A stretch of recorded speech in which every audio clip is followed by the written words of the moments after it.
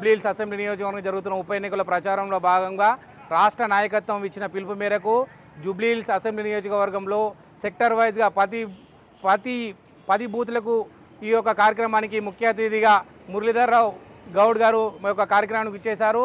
వెంకటగిరి ఐలం కాలనీలో ఈ యొక్క కార్యక్రమం డోర్ టు డోర్ పాదయాత్ర కార్యక్రమం కొనసాగుతుంది. రోజు రోజుకి మన జూబ్లీహిల్స్ అసెంబ్లీ నియోజకవర్గంలో బీజేపీ బలపడుతుంది. ఇప్పుడు మనకి పోటీ కేవలం కాంగ్రెస్ బీజేపీకి మాత్రమే ఉంది. మతతత్వాన్ని ప్రోత్సహించే కాంగ్రెస్ ఎంఐఎం పార్టీలకు బుద్ధి చెప్పి భారతీయ జనతా పార్టీ శ్రీ లంకాల దీపక్ రెడ్డి గారి నాయకత్వాన్ని బలపరిచి బీజేపీ అభ్యర్థికి గెలుపు అవకాశం ఇవ్వాలని ప్రజల్ని మేము డోర్ టు డోర్ అభ్యర్థించడం జరుగుతుంది.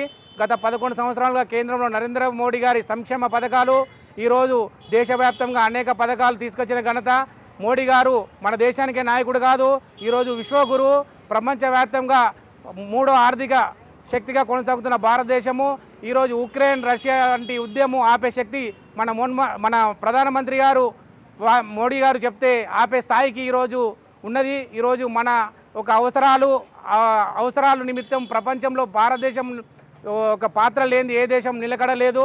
ఈరోజు భారతదేశం ఒక ప్రతి ఒక్కరికి మద్దతు కావాలి. భారతదేశము ఈ రకంగా మన నరేంద్ర మోడీ గారి నాయకత్వంలో దేశం ఈ రకంగా దూసుకుపోతుంది. దేశంలో రామలయ నిర్మాణం కానీ, ఆర్టికల్ 370 కానీ, మన కరోనా టైంలో కరోనా వచ్చినప్పుడు 140 కోట్ల మంది భారతీయులను రక్షించిన మోడీ గారు దేశాన్ని తన ప్రజల్ని ఒక ప్రజలే నాయకుడు అనుకుంటున్నాడు. అతనికి సంసారము ఏం లేకుండా కానీ దేశ ప్రజలే తమ నాయకుడు.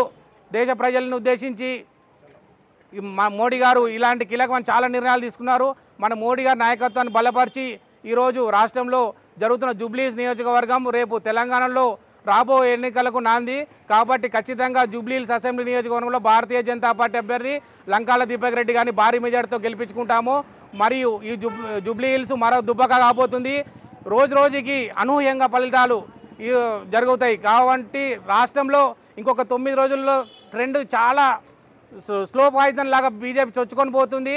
విశ్లేషకులు కూడా అందని ఒక సమాచారము పార్టీ ఈ యొక్క కార్యక్రమం కొనసాగుతుంది. మన భారతీయ జనతా పార్టీ అభ్యర్థిని చూడండి, సౌమ్యుడు, ప్రజలకు అందుబాటులో ఉన్న నాయకుడు, ఏ నేర చరిత్ర లేని నాయకుడు. కాబట్టి దీపక్ రెడ్డి గారికి ఒక అవకాశం ఇచ్చి భారతీయ జనతా పార్టీని గెలిపించాలని కోరుకుంటాను. భారత్ మాతాకి.